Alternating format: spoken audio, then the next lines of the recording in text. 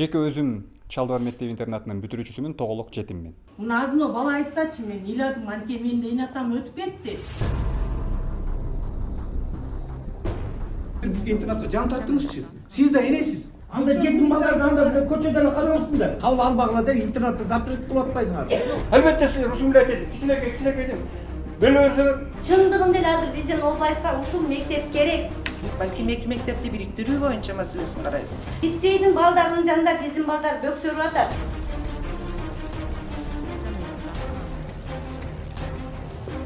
Келгенден баштап эле аба ырайы бир аз жакшы болгон жок. Ой пикирлердин бардыгы буга каршы.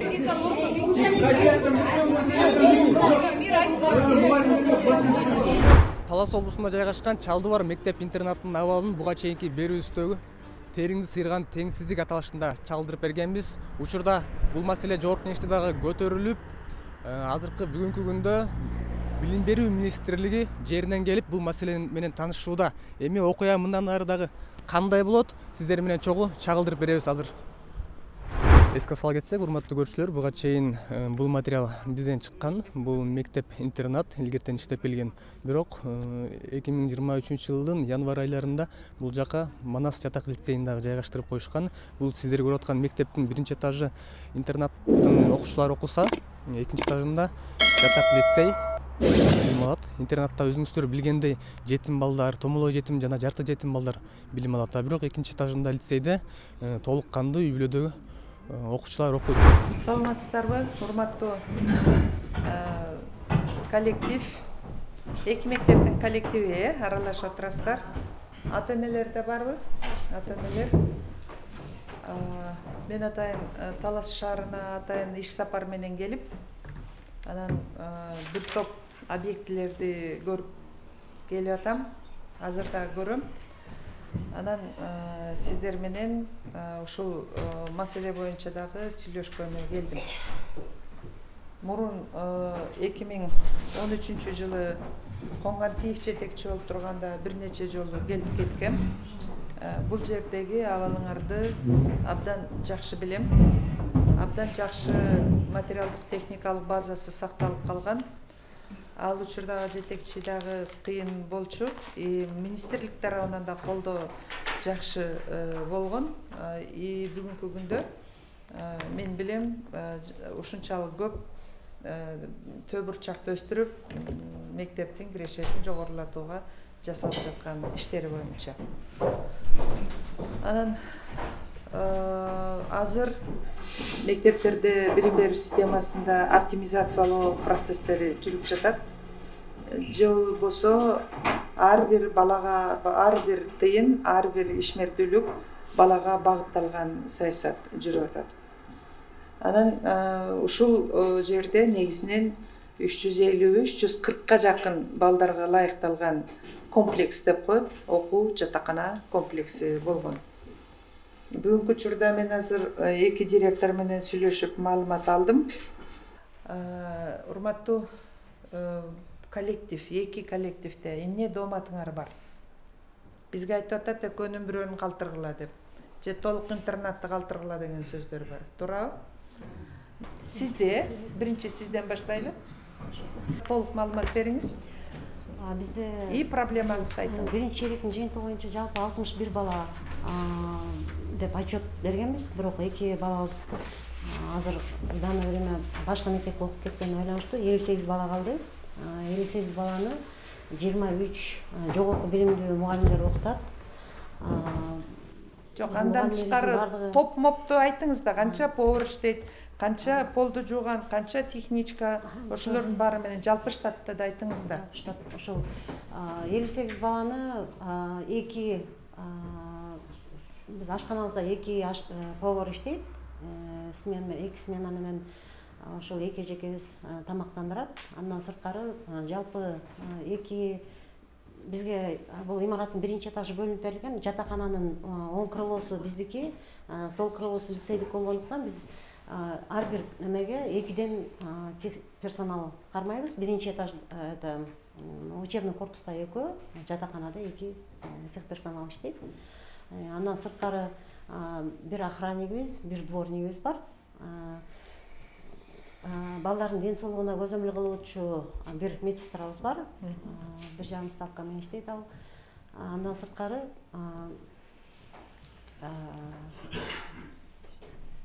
жылуулукту обеспечение кылганга 2 операторубуз бар. Электроплегаторлор болду. Бизде болгон кызматкерлердин саны ошол. Анан Канчасы соттун чечими менен келген? Балдардын окуучулардын ичинен 15-и тоголук жетим балдар, калгандары ушу жарым жетим, анан жанында социалдык соц жетимдер. Буларга атайын Сиз айтыңыз, соц жетим деген кимдер деген категорияны да айтып коюңуз. Категорияда оор кырдаалдагы үй бүлөлөрдүн балдары. Ата-энеси карабай койгон балдар. Ооба, ата-энесинин көзөмөлчүлүгү. Бирок алар ата-энеликтен отказ берди беле? Жок.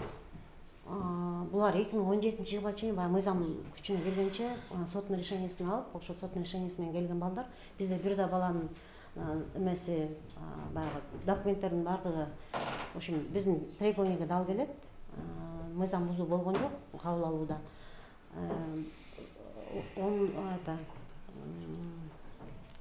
Социалдык жетимдердин ичинде ошол жана оор кырдаалдагы үй бүлөлөр, көп балалуу үй бүлөлөрдөн бар, аз камсыз үй бүлөлөрдөн бар балдар.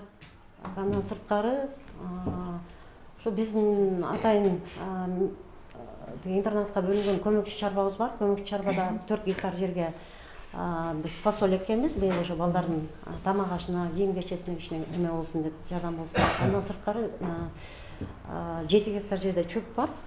Чөптү да быйыл Кудай буйрса сек оборот кылып мурун фасоль эккен жер экен, азыр чөп менен түшүм алдык.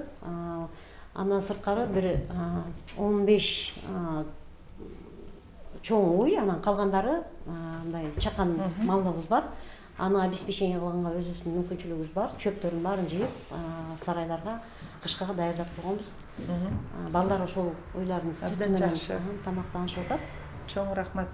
Эмне проблемаңыз бар? Эмне мындай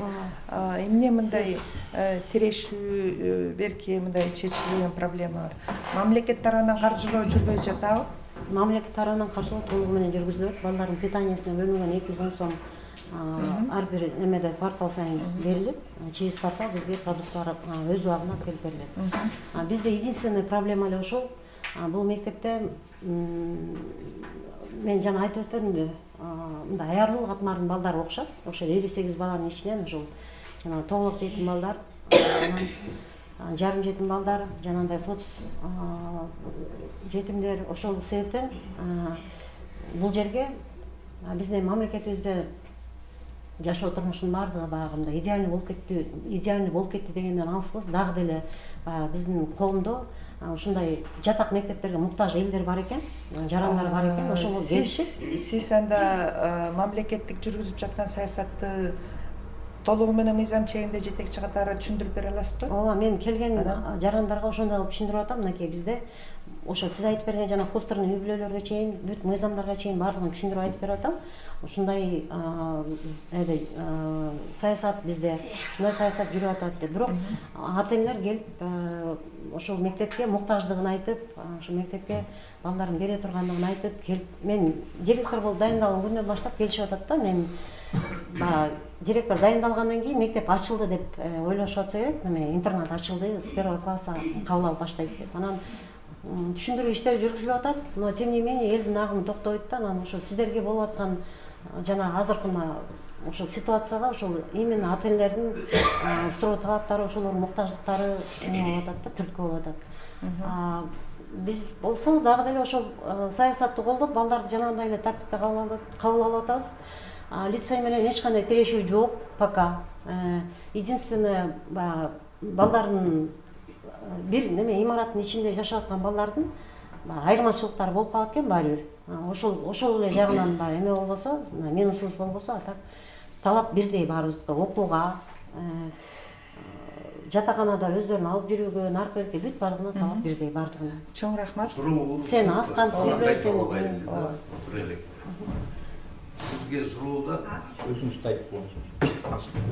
мен Умар Анарбаев, мен 2-курултайдын делегатымын Миңбулак айыл өкмөтүнөн. Суроо сизге.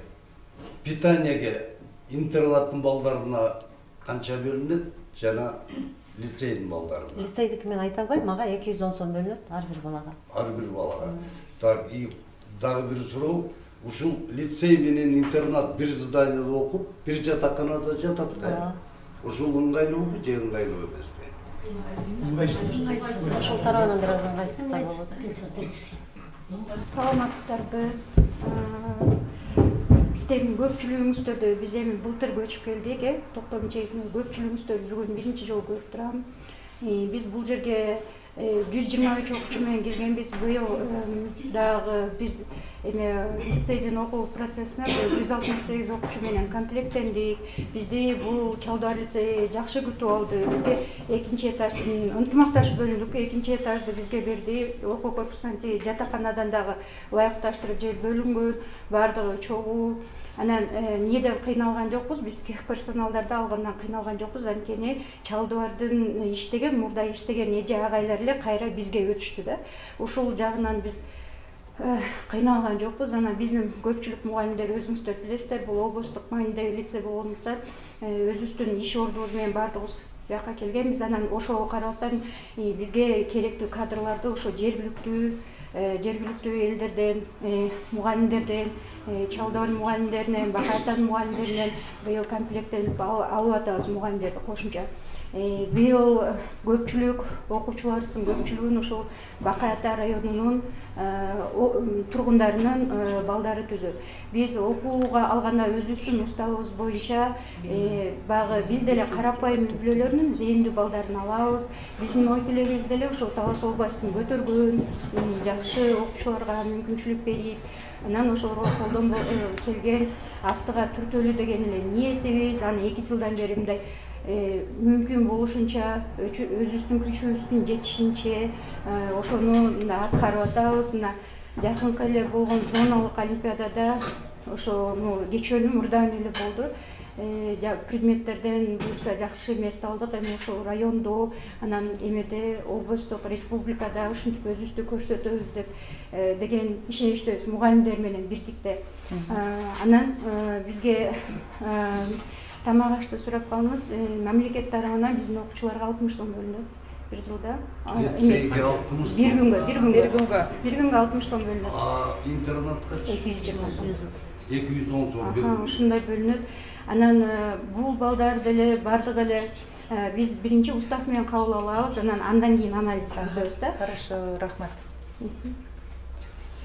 Суроолоруңар.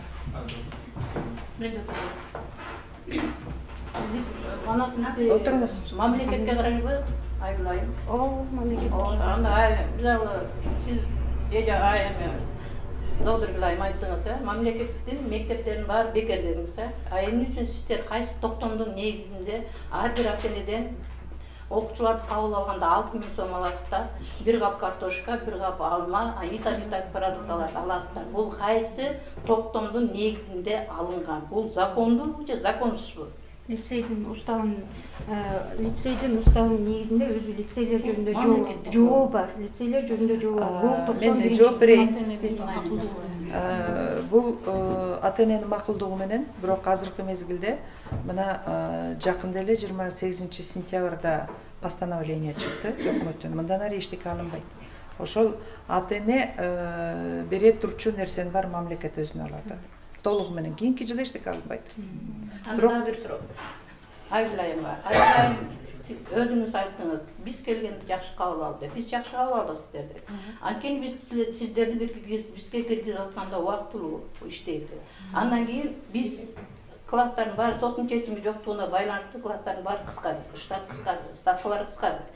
Ошондо бизден мугалимдер, тарбиячылардын баары башка жакка иштешти. Мына отурган катар мугалимдердин баары сизге бардыбы жумуштуруп?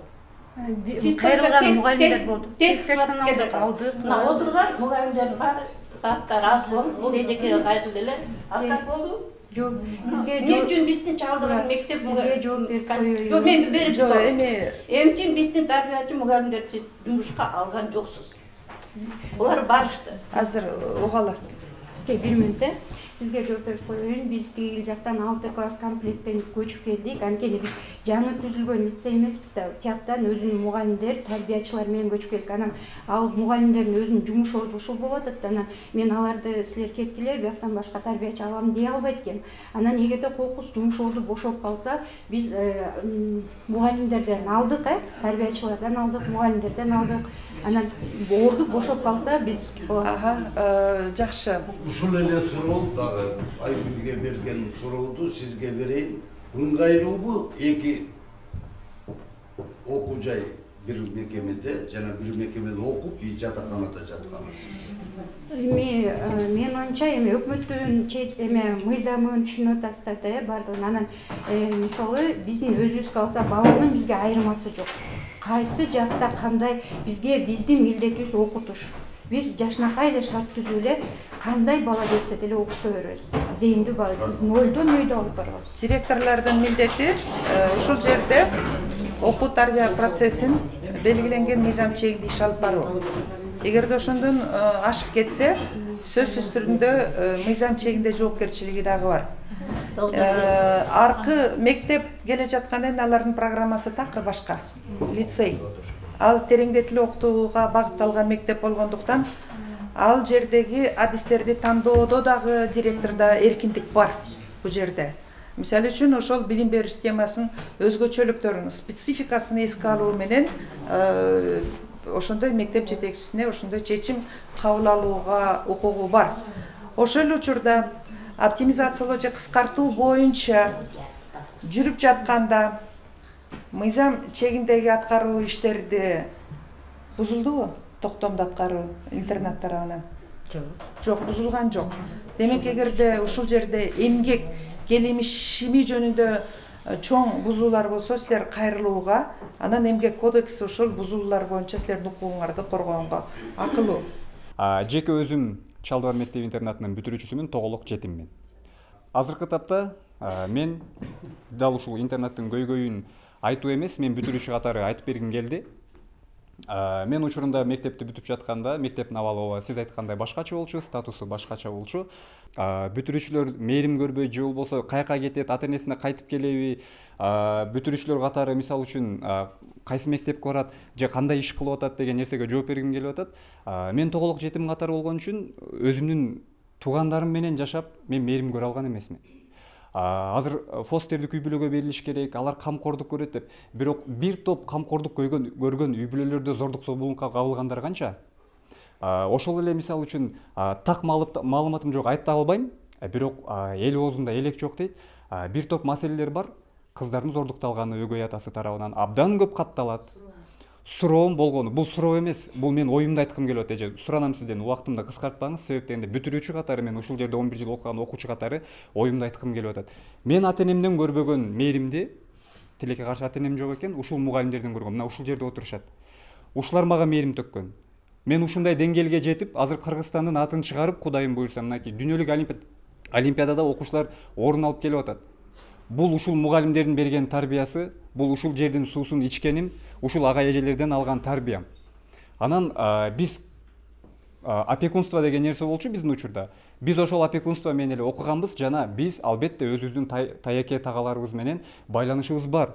Биз эч качан зордук зомбулукка кабылып же болбосо башка бир жаман иштерге кеткен жерибиз жок.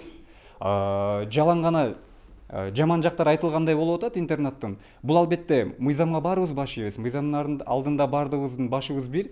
Бирок биздин суранычыбыз мурдагы статусун кайтарып берип эле интернатты ачып берсе эмне үчүн болбойт деген нерсе. Жана Манас лицейин эч ким жамандабайт интернатта. Болгону балдар арасындагы согуш, балдар арасындагы теңсиздик жана ошол эле учурда тамактануу учурлары болуп атат. Менин жеке оюм болгону интернаттын мурдагы статусун кайтарып берсе эле интернат гүлдөйт. Интернаттын бүтүрүүчүлөрдүн тизмесин ала турган болсоңуздар, бир топ чоң жетишкендиктерге жеткен бүтүрүүчүлөр бар. Мамлекеттик кызматтарда отурат. Эли үчүн, жери үчүн жанын берип атканы бар ошолордун арасында. Биз жөнүндө эч ким деле маалымат алган жок. Мамлекет мисалы үчүн мейли мени ошончолук бакты. Бирок мен бүтүп кеткенден кийин мен менен мамлекет байланышкан жок. Сен каякта окуп атасың? Кайсы жактан билим алдың? Эмне иш кылып атасың? Менден маалымат алган адамдар дал ушул мугалимдер. Бул мен ойлойм интернетте дагы мыкты бүтүрүүчүлөр чыгат, мыкты мээрим ала алса экен. Ошол нерсени дагы сураныч эске алып койсоңуздар. Жооп берсем болобу? Ооба. Бул эми болгон оюм Кыргыз Республикасынын Конституциясынын 27 статьясында толугу менен жазылып турат. Жетим балдар 18 жашка чейин толугу менен мамлекеттин камкордугунда болот деп. Сиз дал ошол 18 жашка чыкканга чейин мамлекет тарабынан түзүлгөн интернаттын ошол ага эжейлер мамлекет төлөп берген түзгөн шарттын камкордугунда болдуңуз. Бүгүнкү күндө дагы дал ушундай саясат катуу. Ар бир жетим бала мамлекеттин камкордугунда болот деген. Ошол эле учурда кийинки статьясында айтып атат. Ар бир төрөлгөн баланы багуу, камкордукка алуу, эрезеге жеткирүү ата-эненин милдети деп атат. Ушул жердеги балдар бирөөсү дагы кароосуз калбайт. Бизде башка интернаттар бар. Мына жетим балдар деп атат, тоголок жетим балдар деп атат. Биз башка жакка деле алып кетсек болот. Бул интернатты түзүүчү өкмөт, республика. Өкмөттүн кайсы аймагында болбосун ушул норма бар. Ушул тамакты берет. Дал ушундай программа менен балдарды өнүктүрөт. Бирок мен конституциялык норманы, бекип калган мыйзамдарды четке кага албаймын. Буга чейин ушундай мындай интернаттарга болгон саясат, өзүнчө туруктуу саясат бар. Мен сизге эртең бул мектепти көчүрүп салып туруп, жалаң интернат кыла албаймын деп убада бере албайм. Мен мыйзам чегинде чоң белгиленген жоопкерчилигим бар. Президент өзү мага да ушуну айткан. Эң биринчи иретте мамлекеттин саясатын адилеттүү жүргүзүп берүүңүздү мен талап кылам деп. Биз дал ошол мамлекеттин саясатын жүргүзүп атабыз. Бүгүнкү күндө мен азыр убада бере албайм интернат калат деп. Эгерде интернатты мыйзам чегинде айыл өкмөтүнүн дагы бюджети бар. Айыл өкмөтүнүн да чечим кабыл алуу органы бар. Эгерде ушундай оор маселе болсо, айыл өкмөтү деле өзүнүн чегинде өз бюджети менен ачып алганга кудурети бар. Силер депутатсыңар, силер мондайсыңар, социалдык коргоо деп үй бүлөлөрдү коргоо, кандайдыр бир үйлөрүн ачып туруп, ошолорго жардам берүү максатында мыйзам чегинде жол берет. Бирок республикалык камкордукта турган өзгөчө статустагы балдарды биз көздүн карегинде карайбыз.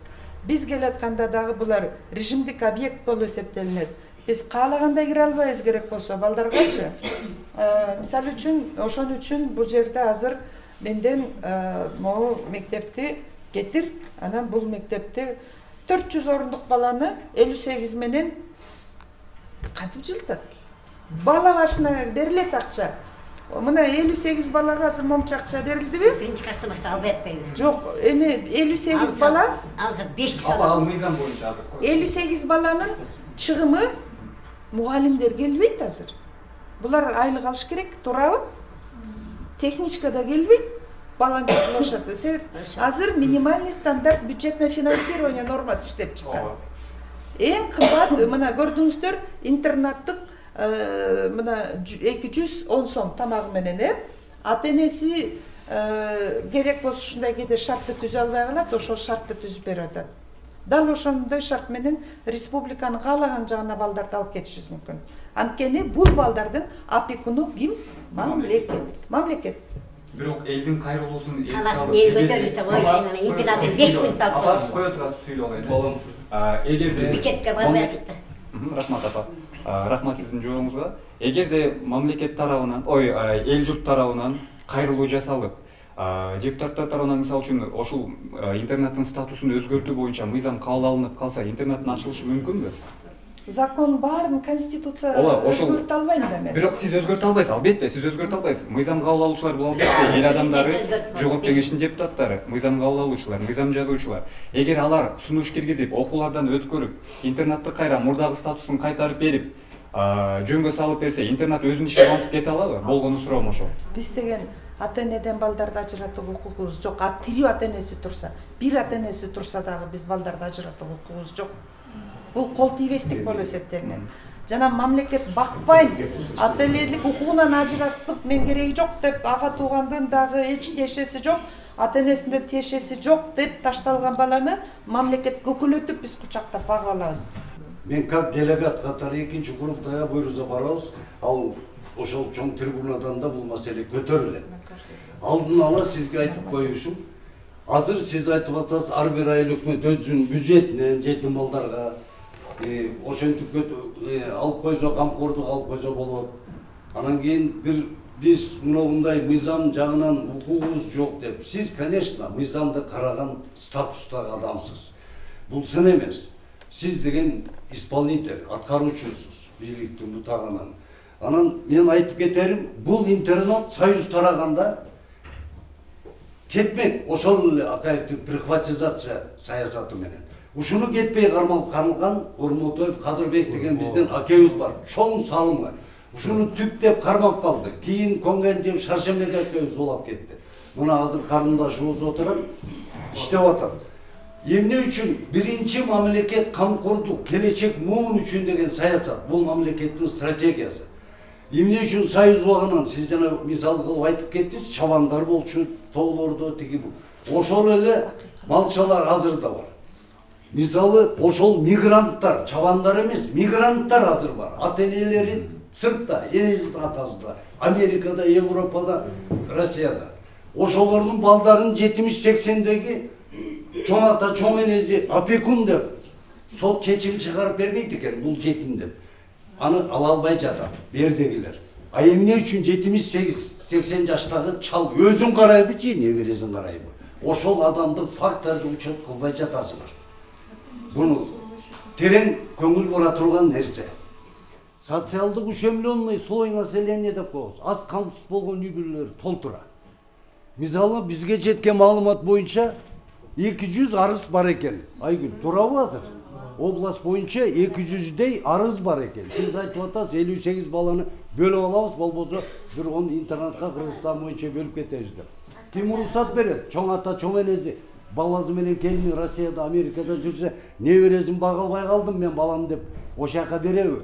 Мисалы Кызыл Кыяга, Бишкекке же бир жака бербейт да. Кыргызда качан баланы түртүп койчу эле, кемпир чалды түртүп койчу эле.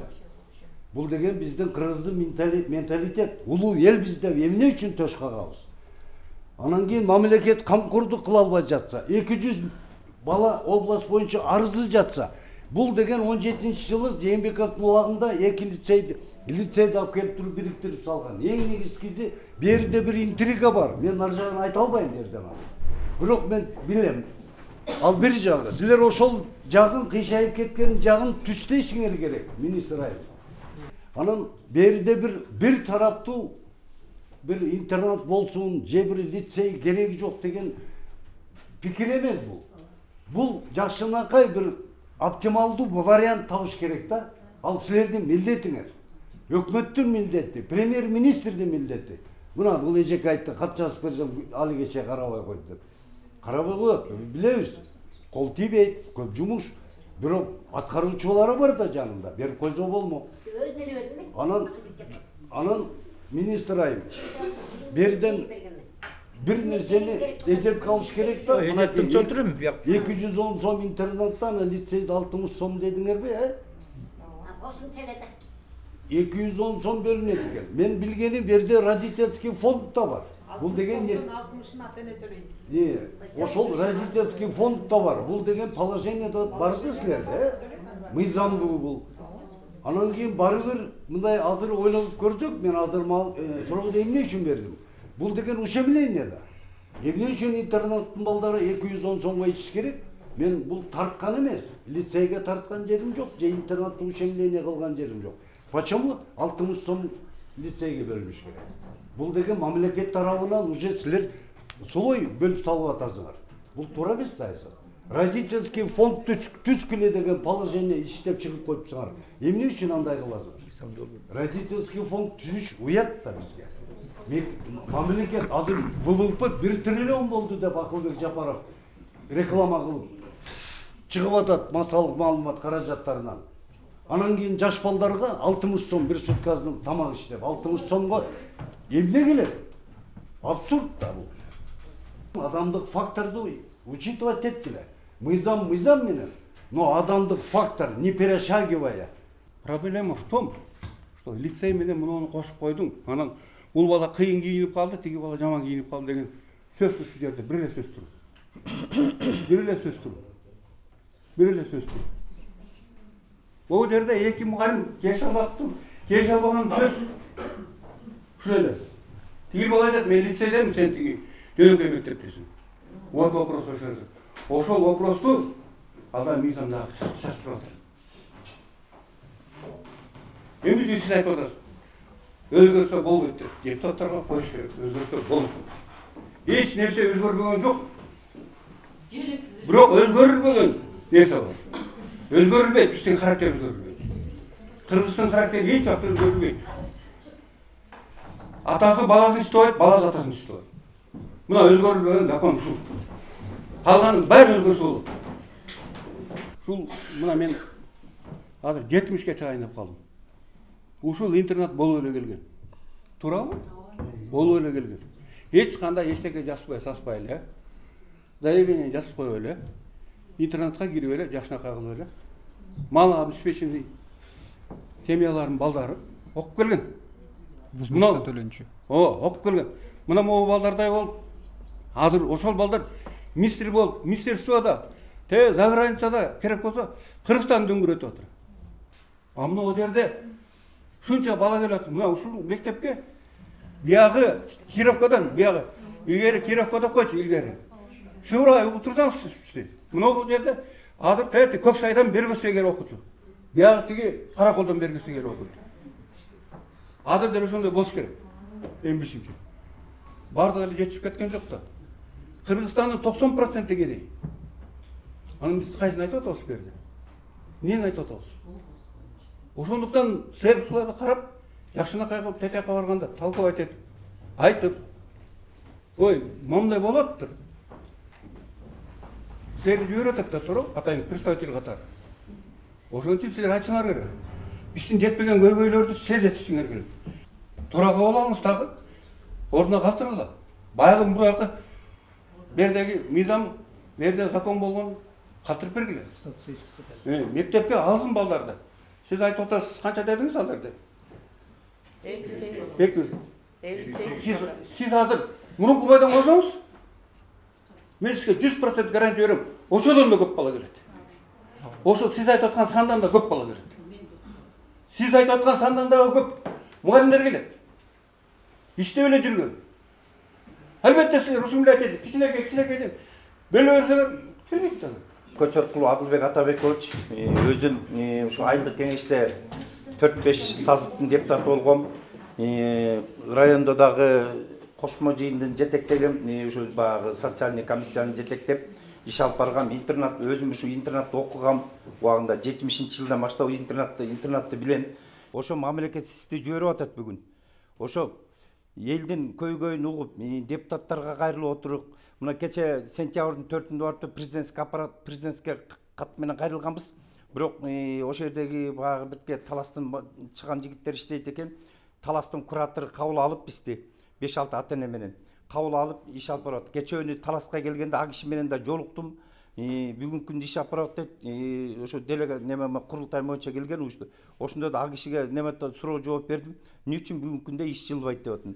Ошо силердек министр угушуп кетти, жаңы министр келди. Ошо киши менен иш алып баргыла деди.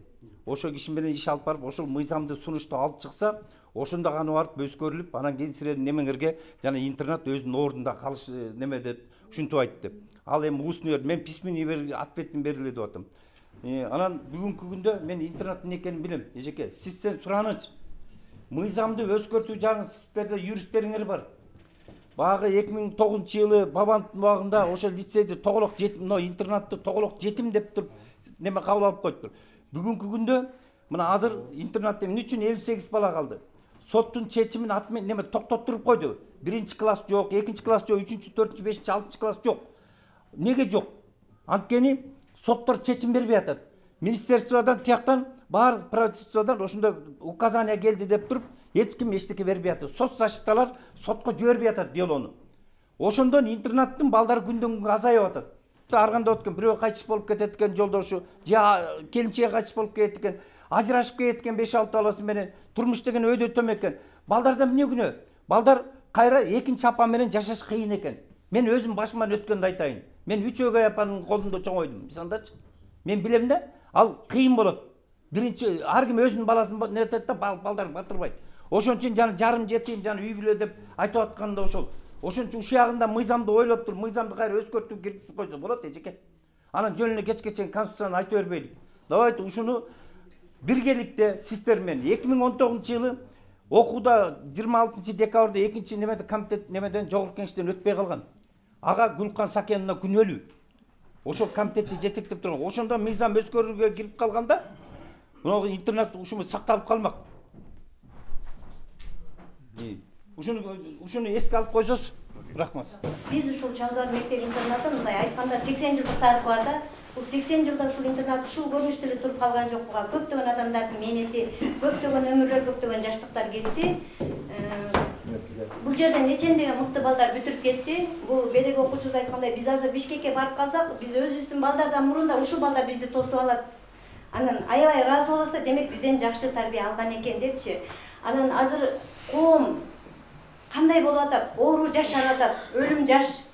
Жап-жаш адамдар өлүп калып атпайбы? Кичинекей тырнактай балдар калып атат. Анан постердик үй бүлөгө биздин коомдун, биздин замандын, биздин республикабыздын адамдардын аң сезими туура келеби? Мына жакында эле Фейсбукта жүрүп атат. Өзүнүн бир тууган карындашын чабан кылып койгон, жанагы аң сезимден да калтырып койгон үй бүлө чыкты го. Өзүнүн коюн бактырып, бир тууган байкеси эле ошолорго алып тургай. Казакстанда да мындай мээрим эмес, жартылай тамагын да дурустап бербептир го. Анан ошондой кырдаалды көрүп туруп биз кантип эле ушул мектеп интернатты жоюп салабыз. Деги эле мен ушул мектеп интернат жабылсын деген закон бар экенин тапкан жокмун да, кечирип коюңуз. Балким бардыр. Жөн эле биз ушул мектеп интернаттын тарыхын сактап калып эле, жөн эле жетим жана аз камсыз болгон үй бүлөлөрдүн жатак мектеби кылып койсок болбойбу? Эмне себептен Манас лицейге келип биздин мектепке окуш керек? Биздин балдарды ошол жарым жетим, аз камсыз болгон балдарды биз лицей кылып окутсак болбойбу? Бизде деле ошондой мугалимдер бар. Бизде деген 25тен ашык тигүүчү машинабыз бар, тракторубуз бар, ашканабыз бар, канча бир гектар ное айдаган жерибиз бар, алма багыбыз бар. Учурунда Ормотоев Кадырбек агай 92-91 жылдарда оор жокчулук заманда мен деген үй бүлөлөр жанагы жүгөрүдөн нан жеп калган учурда ушул жерди сактап калган экен. Кой деп ушул балдардын тагдыры деп ошол бaldарды агай керек болсо ошондо бир газета чыккан, элдер үйүнөн ташыса агай үйдөн бияка ташыйт депчи. Ошол директор Ормотоев агайдын эмгеги ошол үйүнөн ташып ушул мектепти сактап калган экен да. Эми сөзсүз эле жана кароосуз анан түнү бир оор кырдаалдагы дебейличи биз жетим жана аз камсыз болгон үй бүлөлөрдүн жатак балдар үчүн жалпы билим берүүчү жатак мектеби деп койсок, балдар жатып окуй берет да. Ата-эне мээримден алыс болбойт. Балдар 6-күндөрү барат. Эмне себептен жана интернатка окуйсун деп атабыз, себебинде биз турмуштан көрүп атабыз. Балдар үй бүлөдө чогуу бакпайт. Постердик үй бүлөдө деле ошол ата-энеге миллион сом төлөп берсеңиз деле, мисалы мен деле ошол кружкадагы сууну өзүмдүн балама толтуруп берем да, тиги балага бөксөрөк кылып берип коюшум мүмкүн. Пендебиз да. Бул жерде балдар азыр деле чыгып балдардан сурасаңыз болот. Эже тайкемдин үйүнө барып кир жуугандан көрө ушул жерден жууп кетейинчи. Эже ушул жерден жуунуп алайынчы, эртең үй барганда кандай кырдаал болуп калат, үйгө конок келип калышы мүмкүн деген ойлорду айтса, биз ошон үчүн далбастап чуркап жатабыз да.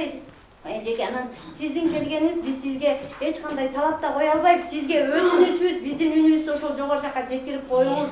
Чындыгында эле азыр биздин областка ушул мектеп керек. Лицей да керек, бирок лицейдин балдарынын жанында биздин балдар бөксөрүп атат. Балдар арасында мушташ болуп кетип атат. Биз эми сыртка чыгарбай, өз ара басып коюп атабыз. Бир күнү ошол мушташ чоң уруш болуп, ким күнөөлүүнү издеп калбайбызбы?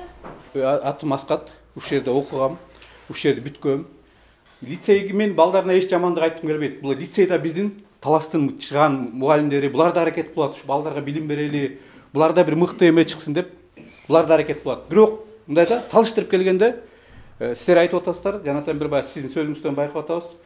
Интернатта жаткан балдар мээрим албайт, булар ушакта жатып калып атат деп атасыз. Бирок лицейде эле жатып атпайбы бүгүнкү күндө? 5 күн ушул жатып, булар деле ата-энесинен алыс болуп атпайбы? Айырма деле жок. Тиги балдар эле жатып атат, бул балдар деле жатып атат. Интернатта биздин бери мен деле классташтарым жат окучу, мен барып келип окучу, мына ушул айылдан болуп. Барып келип окучу. Ал убакта статус башкача болчу. Биз атама рахмат, акча төлөп бизди окуткан. Не үчүн окуткан? Бирден бир себеби, ушу интернат райондогу эң мыкты школа болчу. Эң мыкты школа болчу. Биз олимпиадага 5 конкурса районго, областка кирчик. Сонага катышчу эмеспиз. 5 конкурса, анткени биздин статусу өйдө болчу. Ушул жерде мыкты деген тандалган мугалимдер болчу. Тандалган, мына мен бүт агайларым отурат, тандалган мугалимдер болчу. Биз олимпиада барганда областтан республикага чыгып, биздин рейтинг өйдө болгон үчүн биздин зоналарга катыштырчу эмес. Интернат жеңип алат деп, ошон үчүн биз областка эме кылчык да, сразу областка чыкчык. Мен да өзүм областка чейин барып катышып жүргөм. Анан биякта мындай баягы сөзүндө болот да. Жана Фостерни деп атпайсызбы? Ал негизи биздин менталитетке туура келбейт да. Туура келбейт. Чын-чындап айтканда мына бияктан жанатан бир айтылып атат. Бирөөнүн экинчи апасы бар, бирөөнүн тайкеси бар, бирөөнүн эмеси бар. Ошолор кабыл албагандан кийин башка бир семья деги эле бир баланы кабыл албайт. Америкада аларда фостерди кабыл алат. Анткени Америкада аларда көбүнчө төрөгүш келбейт. Көбүнчө алар деген фигура сактагысы келет. Ошон үчүн алар бала алгысы келет да, алсырап алышы келет. Бизде андай эмес, кыргыздын менталитети андай эмес. Бизде уруулук деген эме бар. Өзүңүз жакшы билесиз. Бирөөнүн бул баланчанын уруусу, бул баланча бизге кам болбойт деп эч качан кабыл албайт. Бирок менин классташтарым тоголок жетим балдар окуган ушул жерде. Ал бүгүнкү күндө бул балдар мээрим албайт деп атпайсызбы? Именно ошол балдар тияктан мээрими жок келип, ушул жерге келип, ачылып ушул жерден жакшы окуп, ушул жерден күрөштүн чемпиондору, ушул жерден сабактын мыктылары, ушул жерде мыкты болгон балдар чыккан. Мен өзүм классташтарым менен айтайынчы, мына эметпей. Бүгүнкү күндө 11 бүткөндөн кийин ал балдардын акыбалы кандай болот деген сөз болбодубу? Бүгүнкү күндө мына интернаттын биздин группабыз бар, Чалдор мектеп интернаты деген. Ал группада 500 миңге жакын окуучулар бар. Эгерде бирөөнүн бир маселеси болсо, биз барып эме менен жамаат менен чечебиз. Мына Кадыр Багай, жана Кадыр Багай жана сөз болуп кетпөдү? Кадыр Багайды мен өз көзүмөн көрдүм, үйүнөн un ташып келип, жабылайын деп атканда директор un ташып келип бизге балдарга тамак кылып берчи. Мына казан кайма кылып. Анан мына Айгүл эжеке сурадым, эжеке сиз ушундай реформа кыла аласызбы? Мен Шаршанбек келгенде, Шаршанбек келгенде, мен наразы болгом. Ошол агай келип талкалап кеттим, бүт чарбаларым барын, уйларым бар жок мына бүгүнкү күндө. Уйлар баягы көп гектарлар бар эле, гидроаттардан курулдук эле, чоң трубалар, аларым бар, сатылып жок бүгүнкү күндөчү. Анан бир пример айтып коеюн эжеке. Бир примерди. Ушул жерде бир кыз бар, кичинекей кыз. Атын айтып эле коеюн, мына Миңбулактан. Ушул өгөй атасынын колунда эме кылчу. Ушул жерден өгөй атасы үйүнө апарып зордоп коюп кичинекей кызды. Мына ушул Миңбулактан. Ошол ушул жерде окуса болбойт беле ошол. Ушул жерде окуса мында андай нерсеге барбайт эле го, андай нерсечи. Мына ал киши мына бүгүнкү соттолуп, ал киши мына биз сүйлөшүп, шаарда эмеге өткөзгөнбүз. Эмеге медресе болчу, арабтар медресесин өткөзгөнбүз. Мына биз жардам бердик, ушу интернатта окуган экен депчи. Ал келген ушуну алып кетип калып, баягы окубай калганда баягы жабылып, Шаршанбек айчу жабылып, ал айылына окуп калган ушундай нерсе болгон экен да. Бүгүн биякта болсо андай нерсе болмок эмес. Бизде өзүнүн жазылбаган мыйзамдар бар. Эжеке ушул нерсеничи мындай интернатты мындай сактап калганга жардам бериңиз сиздин. Эгер тарыхта кала турган болсоңуз, тарыхта калгыңыз келсе, как министр катары ушул нерсени жардам бериңиз. 3 министр келди. Ушул эме боюнча. Үчөөтөн келип колун шилтеп койду, бирок Кудай таалам бар экен. Ошо жетимдердин акысын эме кылып койду эле. Үчөөтөн кетти мына. Бирок сиз татыктуу мындай эме кылып кеттиңиз. Эжеке, просто коруктан эмес, болгон сиз ушул как эме катары ушу татыктуу министр болуп, биз дагы эстейли мына ушул эжекебиз келгенде мына интернат сакталып калды эле депчи. Менин атым Гүлмира Расулканова, Бакай атанын депутатымын. 2 жылдан бери ушуну көйгөйүн чырылдап мен жүрөм. Мына бу жерде балдар, бул агай билет. Барактын карасы да бар, агы да болот. Тетраттын деле ичи көк ак болот, сырты көк болот. Ал мыйзамды сиз ошону жеткизип барсаңыз, тияктагыларга. Өткөндө биз кураторубузга бардык. Мына агай азыр айтып кетти. Куратор мына байке жашырбай айтыңызчы. Куратор өзү айтты. Ушуну бизге бир да министр алып келген жок.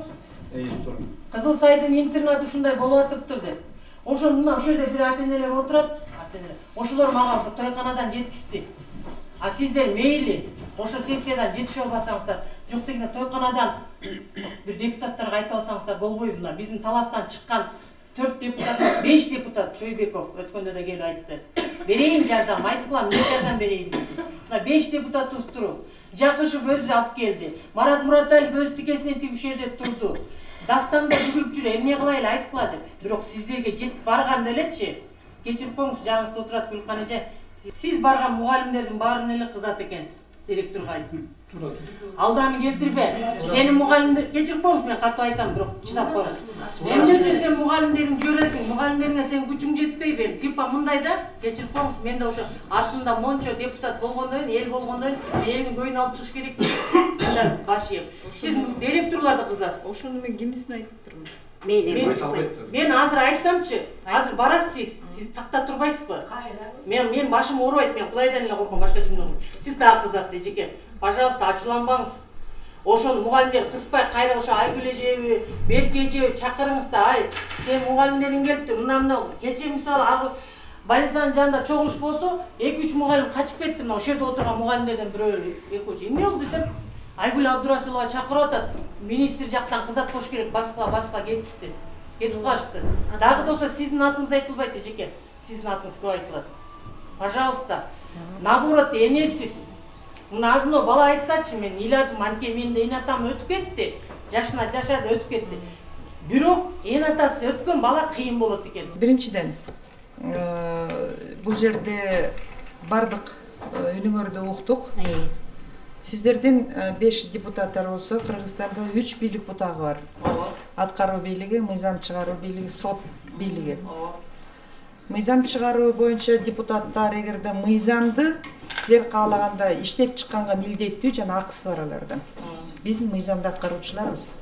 Алар кандай иштеп чыкса биз дал ошондой кабыл алабыз. Экинчиден, бул жерде сот бийлиги бар. Сот бийлиги өз ишин алып бара турган өзүнүн дагы мыйзам актылары бар. Биз ошону дагы аткаруучуларбыз. Ошол эле учурда социалдык коргоо боюнча дагы атайын мамлекеттик министрлик бар, алар дагы иштеп жатат. Алардын да мыйзам актылары бар.